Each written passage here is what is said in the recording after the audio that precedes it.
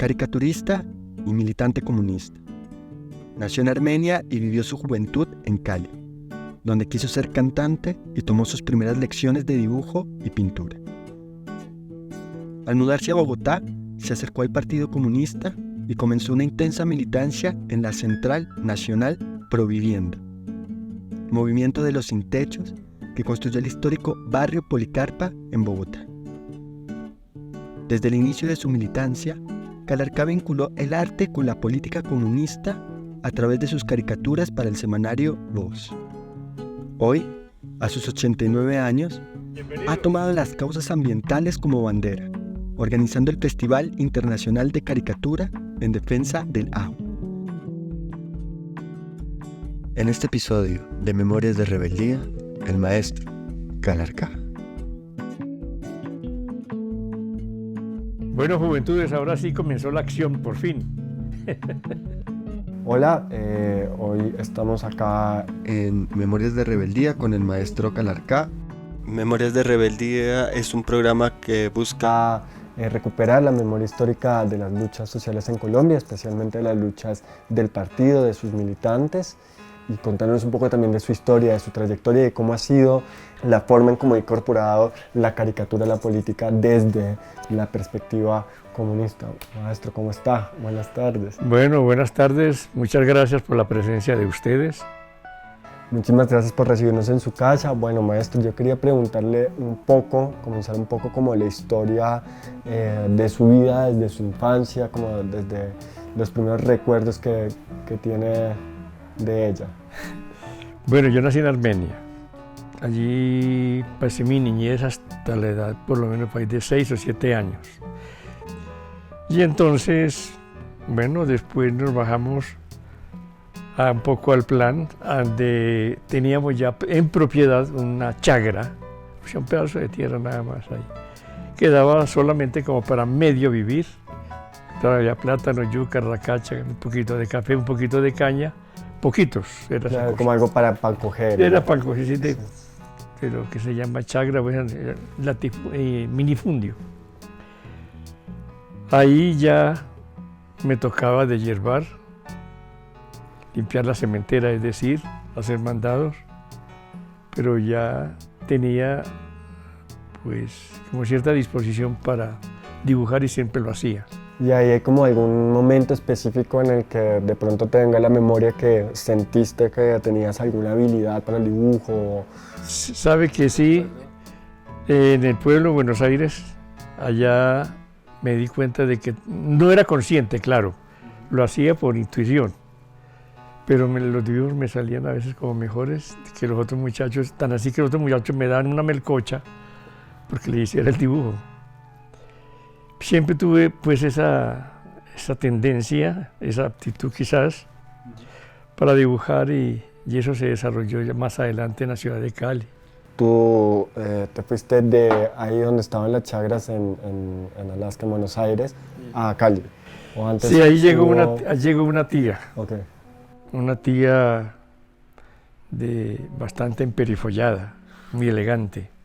¿Era una tía paterna o materna? Materna. Materna, ok. Ella pues al verme en cierto estado un poco deprimente, yo no era consciente ni nadie, porque los muchachos en el campo pueden andar con el pantalón roto y a pata limpia, no hay problema. Y uno no es consciente de que uno merece más, porque se crió en ese medio. Al verme la tía, para ella sí era algo deprimente para ella, pues. Y le ha dicho a mi mamá, este muchacho me lo llevo yo para volverlo gente, dijo. Así literal, para volverlo gente. Y una vaina despectiva, grosera, lo entiendo hoy. En ese momento no me pareció simplemente chévere. Bueno, me sacó de ahí. Fuimos a Palmira, a la ciudad de Palmira. Allí me pusieron fue a moler trigo para hacer pan. Es decir, ¿Llegaste a trabajar de una vez? Sí, me llevaron, era para volverme gente, pero moliendo harina. Entonces yo fui ayudante de panadería, pues en este caso. Claro. Y salía inclusive a repartir el pan en un canasto a algunas tiendas. De ahí pasamos a Cali. En Cali la tía sí tuvo la parte positiva, digámoslo así. me vinculó al colegio Olaya Herrera a estudiar. ¿Y en qué barrio de Cali vivías ahí con tu tía? En el barrio San Nicolás. San Nicolás, ok. El barrio San Nicolás, un buen tiempo, después en el barrio, en el Sucre. De ahí, pues, en el colegio Olaya Herrera, y de ahí al salir del colegio pasábamos por el parque, por la carrera sexta, con calle 17. Había un pintor payanés propiamente, Hernando González, que tenía su taller para la calle, se veía. Era la época en que los artistas tenían para la calle sus talleres, como las zapaterías, las modisterías, las carpinterías. Después de que los artistas se encerraron en guardillas aquí a echar carreta. En estudios, pero antes era como... Era más pública la cuestión, sí, interesante. Y también era como un arte que estaba muy inspirado en la calle, ¿no? Sí, también, claro. Entonces la gente se paraba por la ventana a mirar, entre esos estaba yo. Me encantaba verlo, pintar retratos de Simón Bolívar y de Olaya Herrera, qué sé yo, y paisajes. Tuve pues entonces el deseo de entrar a ese taller y se hizo posible. Yo entré a ese taller, adquirí, claro, algunos conocimientos. Nunca pensé que iba a ser caricaturista, aunque yo veía un periódico que se llamaba El Gato, todavía existe, El Gato, un periódico de Pacho Gato, y hacían unas caricaturas muy simpáticas en portada, y yo me paraba a mirarlas, me gustaban, pero lejos de pensar de que yo iba a ser caricaturista. Pero ese fue como tu primer maestro de pintura. Arte, sí, de pintura, sí. Un poco de dibujo, un poco de color, qué sé yo. Y ahí fuiste como viendo un poco que el arte era lo tuyo, o tenías como muchas perspectivas, querías otras cosas. Yo quería ser cantante. Quería ser cantante. Quería ser cantante, pero la voz no me sirvió. A veces tenía buen registro y decían que cantaba muy bonito. En las fiestas siempre me decían, salga y cante. Pero otras veces cantaba más una rana que yo. Tenía algún defecto, lo sigo teniendo. Fallas en la garganta, a veces me pongo ronco. Bueno. ¿Y querías ser cantor de algún tipo de música en específico? Me gusta la música lírica, los cantos líricos. Por eso yo escuchaba con mucho interés a Ortiz Tirado, Juan Arvizu, Bernardino Gigli, Enrico Caruso. Me fascinaba.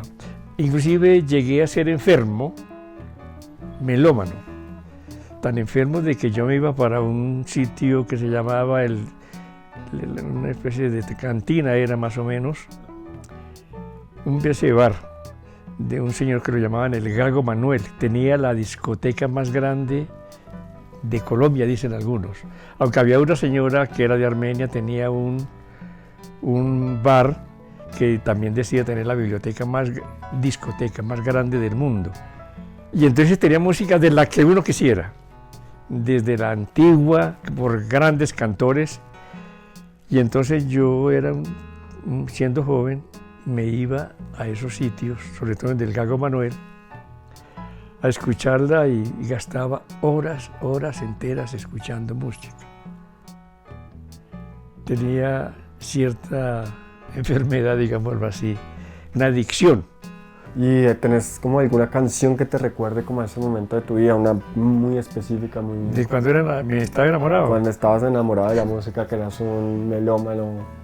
Hay un cantante que me llamaba profundamente la atención y me sigue llamando la atención. Yo a cada rato lo escucho, pues lo pongo ahí en una grabación. Tito Esquipa, un tenor lírico, de una voz, digamos, en aquella época se calificaba una voz angelical. Y Ortiz Tirado y Juan Arvizu.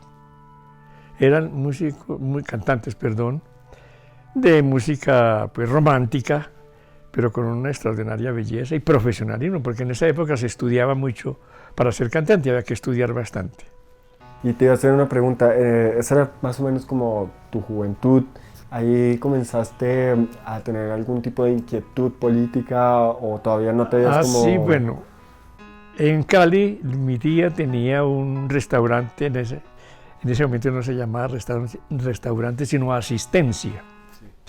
La asistencia es un comedor, pero familiar.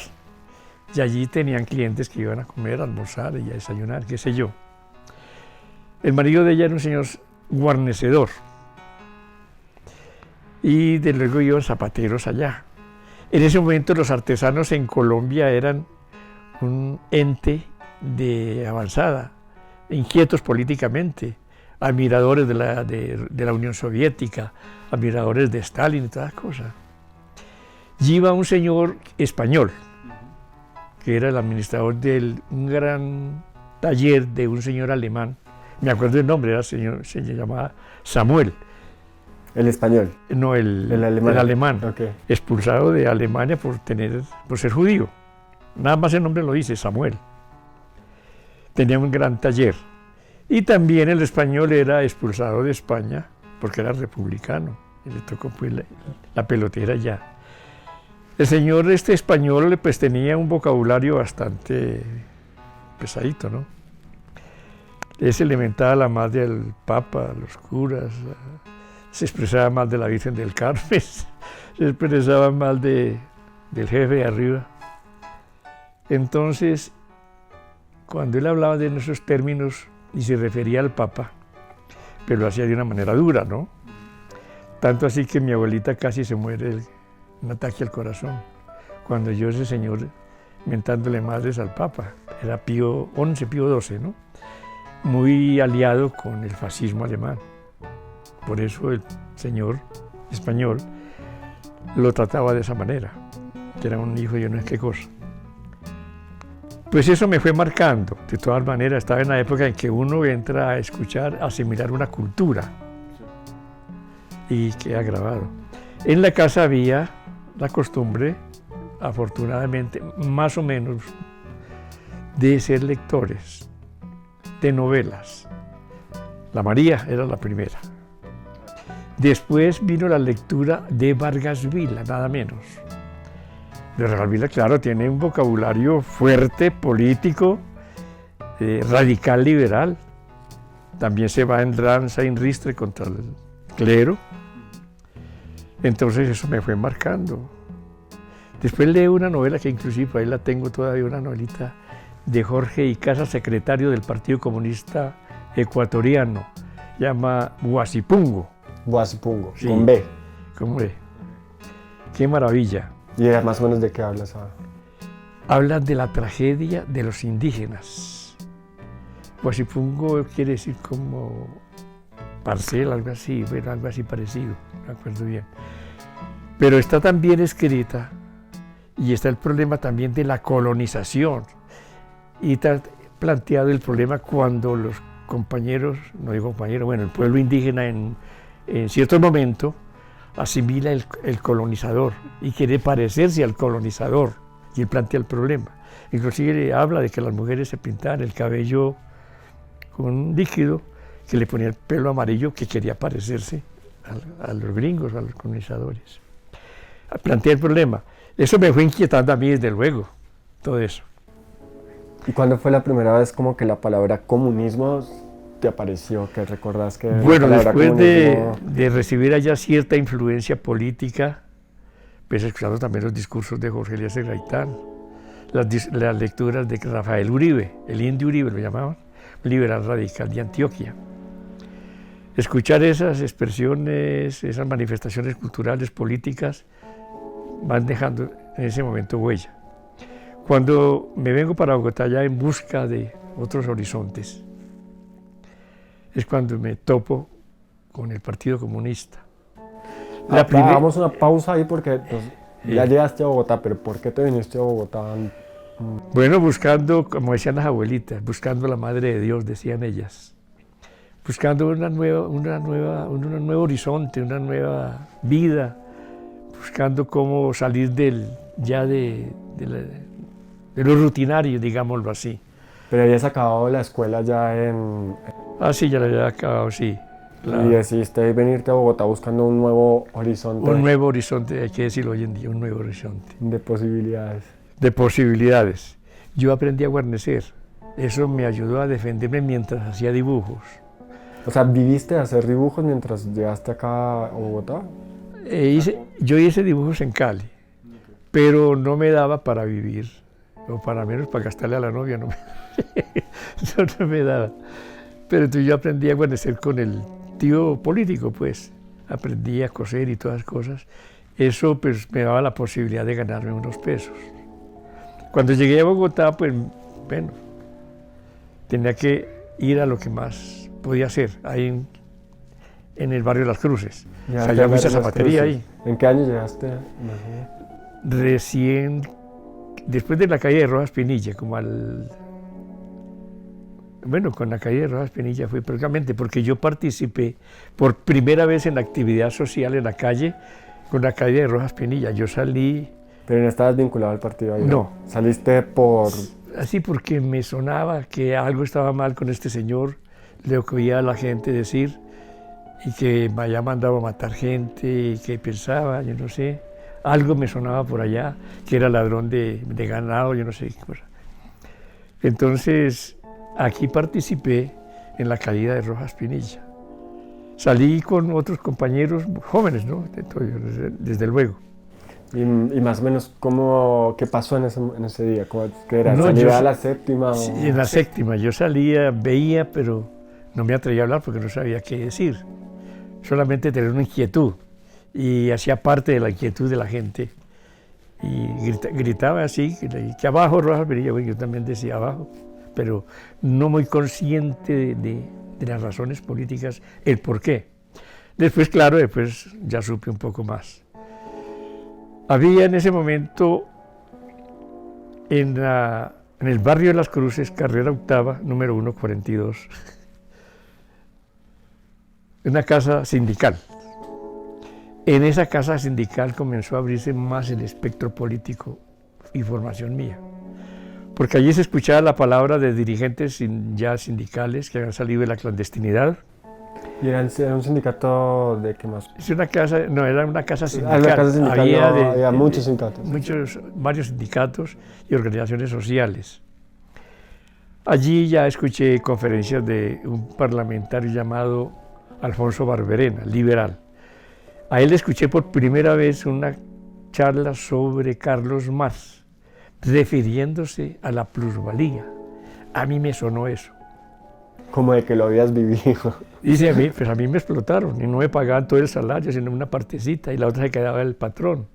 Me quedó clarísimo y lo sigo teniendo claro, porque Carlos Marx con su planteamiento por eso ofendió tanto a la burguesía en el mundo, porque puso clarito cómo era el problema, para hacerse uno rico, a no ser de que llegara de pronto una lotería o un baloto, alguna cosa, pero explotando y saqueando que uno se hace rico.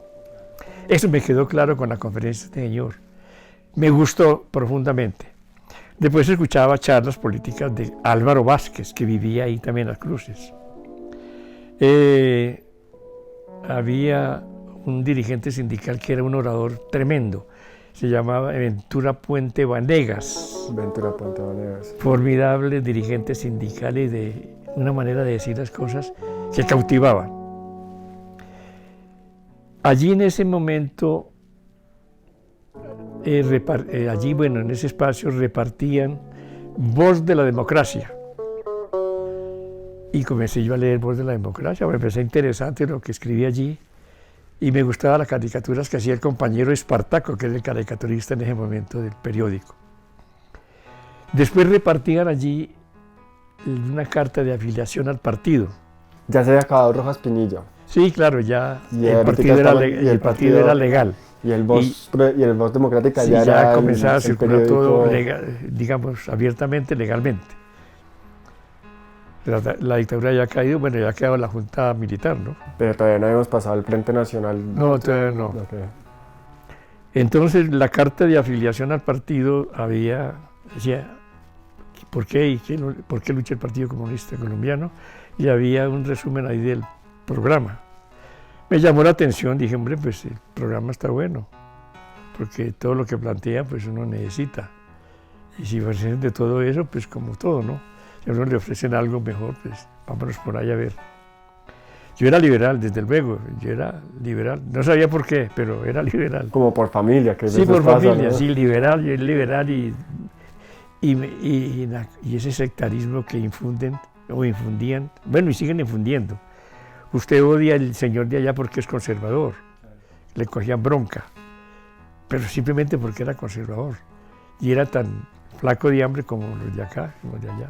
Poner al pueblo a pelear por... Esa fue una de las tácticas de la burguesía, poner a la gente a pelear por un trapo azul y un trapo rojo. Bueno, el caso es que ahí me afilio al Partido Comunista.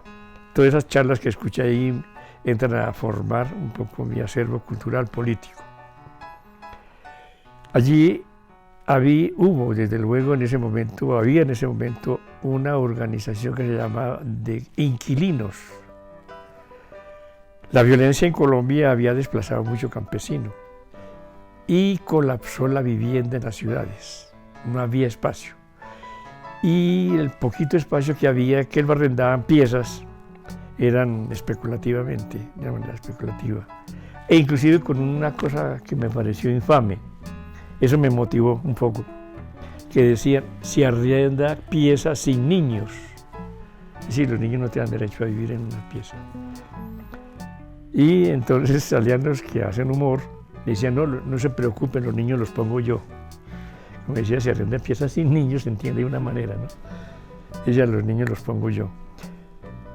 Entonces esa necesidad de vivienda hizo que los inquilinos se organizaran. Ahí es el germen para crearse la Central Nacional Pro Vivienda y entrar a la ocupación de tierras. Y vos comenzás a militar ahí en Provivienda más exactamente. Sí, entré al partido y entré entonces a la organización de Provivienda también. Esa organización fue la que se preocupó por ir a buscar terrenos. Eran costosos. No había forma de que la gente pudiera conseguir plata para comprar terreno, que eran campesinos desplazados en una situación difícil. A alguien se le ocurrió decir, hombre, pero aquí detrás del Hospital de la Ortúa hay unos terrenos. Esto aquí era Potrero, aquí esto. Entonces, inclusive aquí se llamaba Fucha. Pero yo veo gente de bien, no yo. Y dijo, no, eso de Fucha, eso suena muy, muy indio. Todo muy indígena. Sí, pues, además Fucha quiere decir mujer hermosa, algo parecido, bueno. Entonces le cambiaron el nombre por Ciudad Berna, más elegante, alemán la cosa, por europea. Se pusieron Ciudad Berna.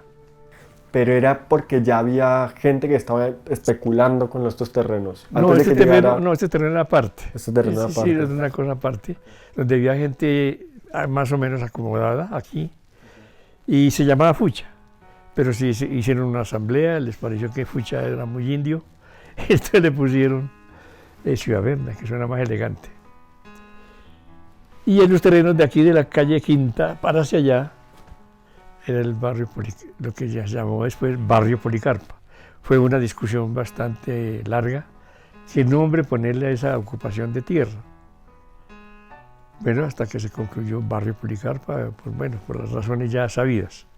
¿Y cómo era en ese momento la lucha, digamos, lo que estaban dando La primer familia que se ubicó en estos terrenos para catear, se dice, ¿no?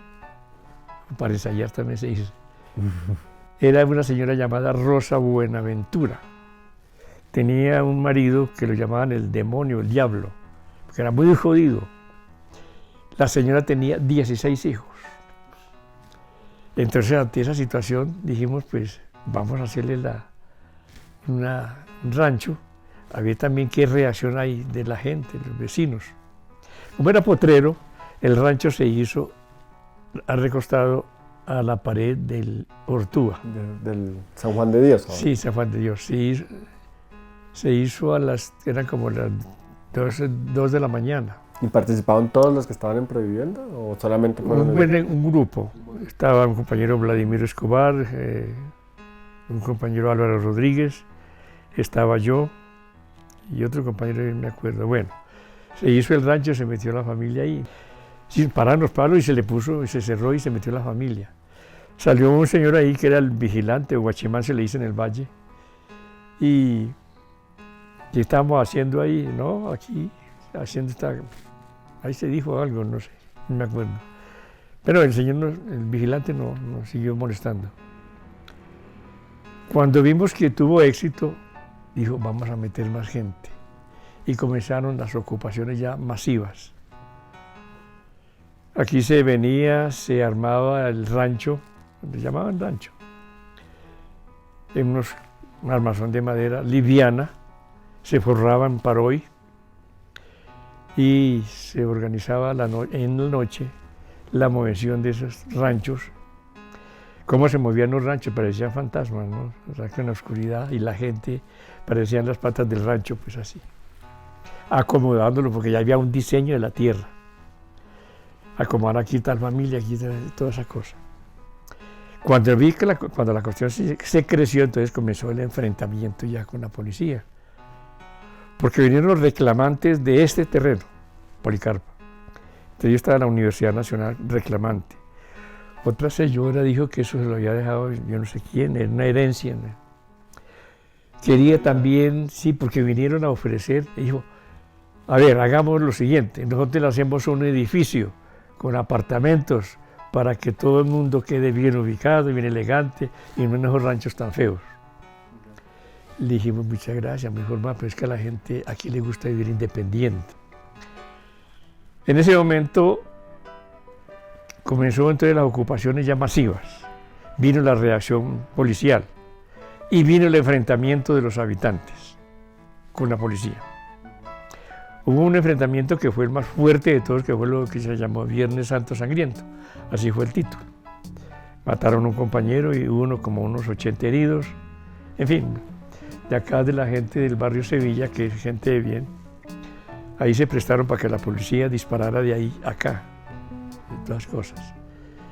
Porque de ahí pues decían que la gente que se ha venido a vivir aquí era pues, chusma, ladrones, toda esa cosa, ¿no? ¿Y cómo era ese momento, digamos, cómo estaba tu militancia involucrada en esa lucha aquí para construir el barrio Policarpa?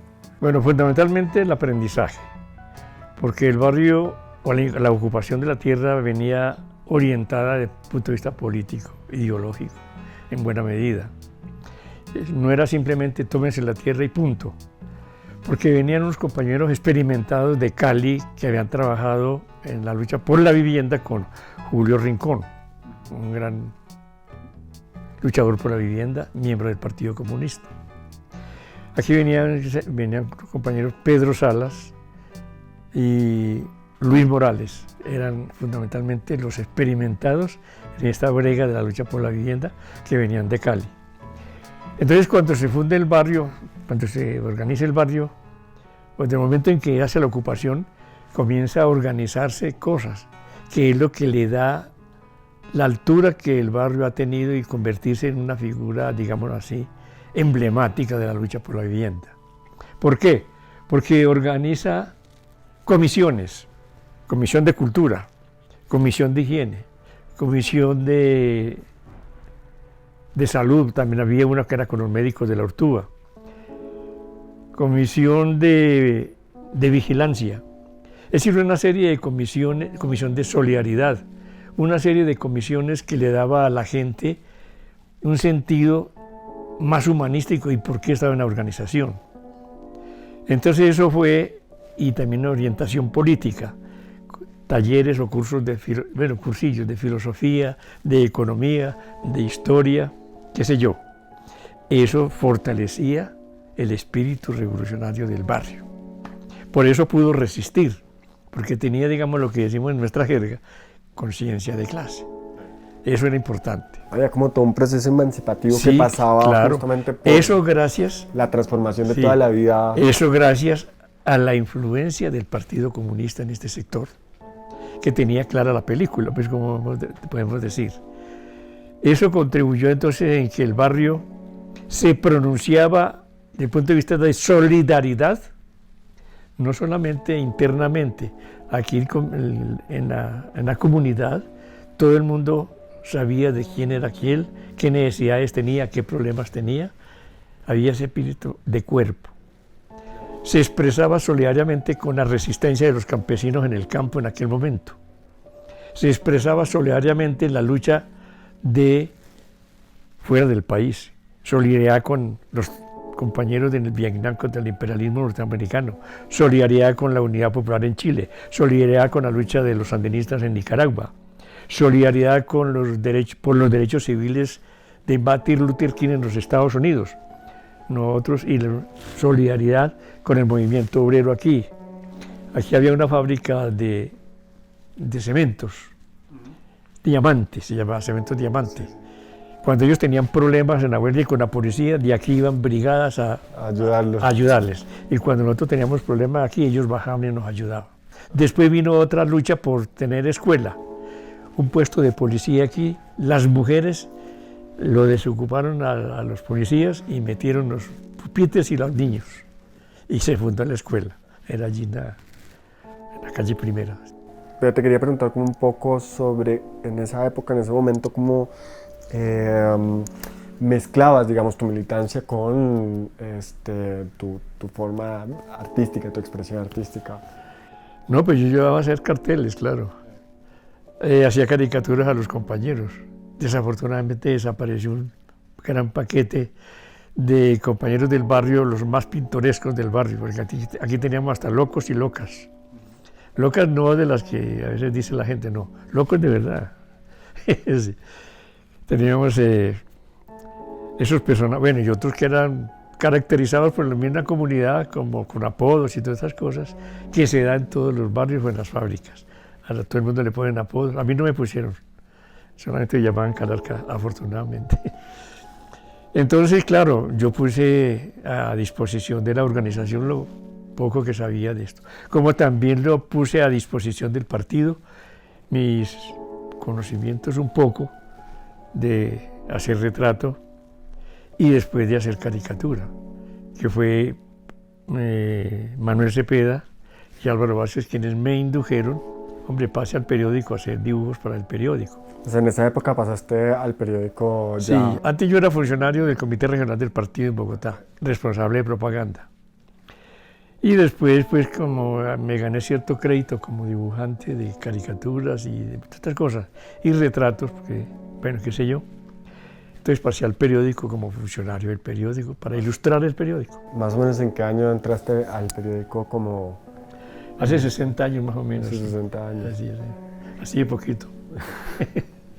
¿Y qué canción te viene a la cabeza cuando recordás las luchas del Policarpa, cuando recordás ese momento? ¿Hay alguna específica? Nosotros aquí cantamos siempre canciones de otra parte. Había un himno, el himno del Policarpa, con la entonación y música de Cielito Lindo.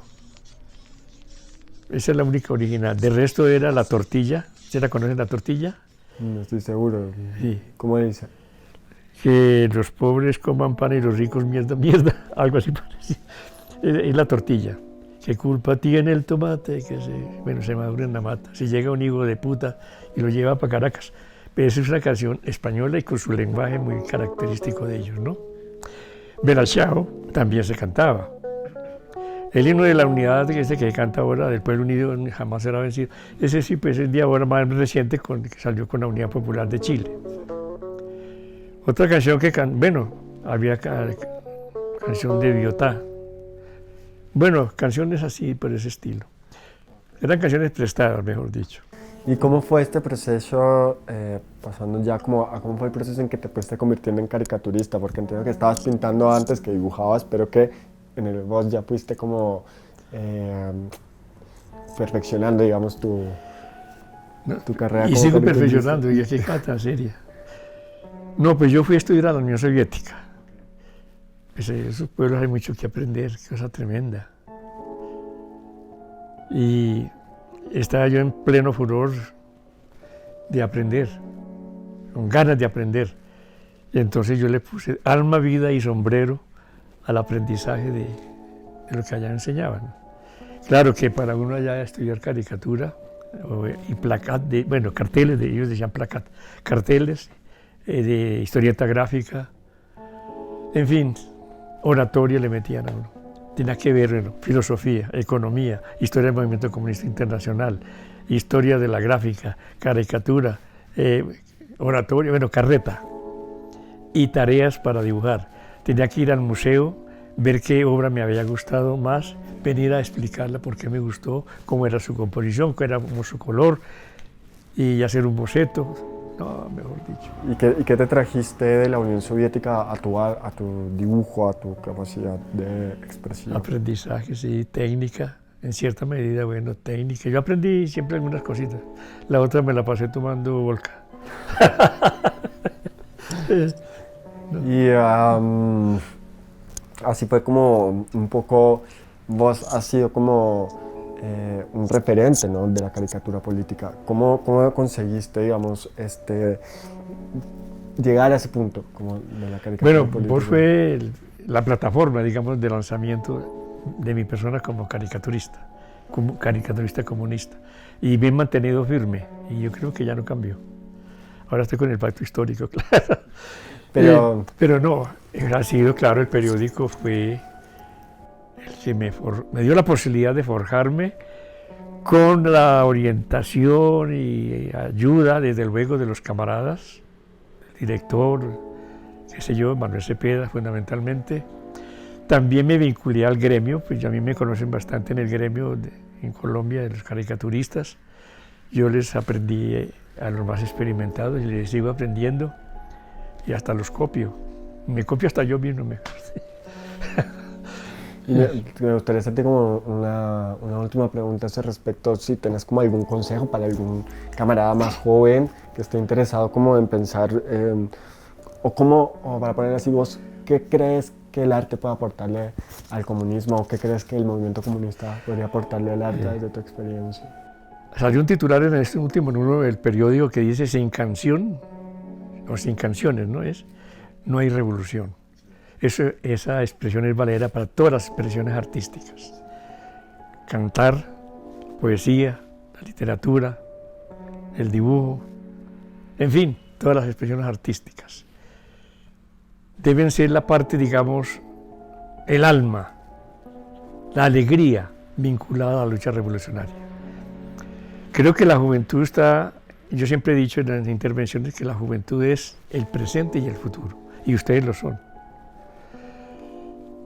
Entonces hay una recomendación que sí se plantea en todas partes, como lo plantea Petro también: la formación intelectual, el conocimiento, y ese conocimiento también que corresponda a lo que hoy en día se ha desarrollado.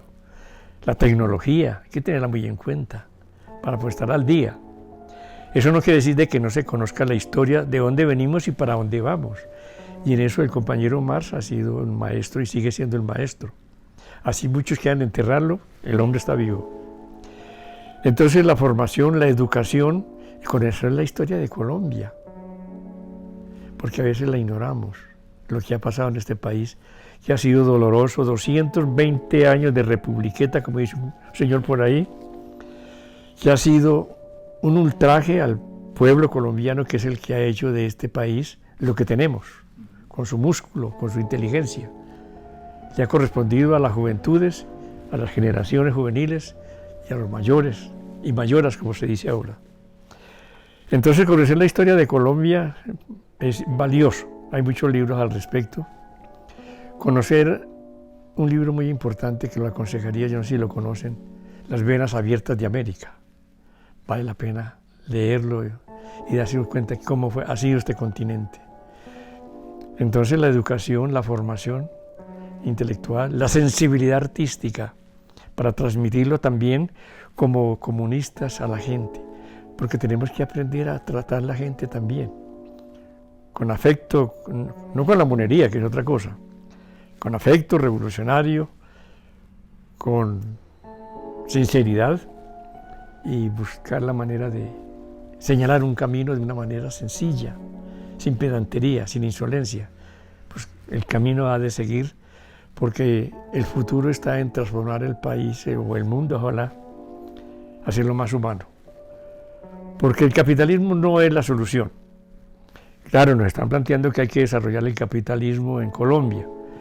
Pues es valedero en este momento, porque desarrollar las fuerzas productivas es una necesidad histórica, ¿no? Desde luego. Pero que no nos podemos quedar ahí, porque el capitalismo de por sí es una aberración. El hecho de que tengamos que vivir a costa del hambre de los demás, de la explotación de los demás, la explotación de los demás, es inhumano, inmoral. Entonces hay que prepararse también, pasar esta etapa que es maravillosa que está viviendo, que el pacto histórico, las propuestas de cambio, maravilloso, hay que apoyarlas y prepararnos. Bueno, a ustedes les toca, yo estoy de salida, prepararse la juventud para tareas mucho más allá de eso, Ojalá pues ustedes puedan lograr ese objetivo, ¿no? Porque la tarea es más larga. Bueno, eso sería todo por ahora. Gracias, maestro Calarcao. No, gracias a ustedes, la juventud, por la visita, por haber gastado este tiempo oyendo la carreta mía. Pues. Entonces espero que pronto nos volvamos a ver. Y si hay alguno que quiera medirse de la caricatura, porque yo también estoy pensando en eso, ¿quién se va a quedar haciendo la caricatura? Yo cumpliré 90 años el año entrante, entonces ya a los 90 voy a pasarle esta brocha al compañero que quiera, a la compañera. Eso sería, compañeros. Muchas gracias.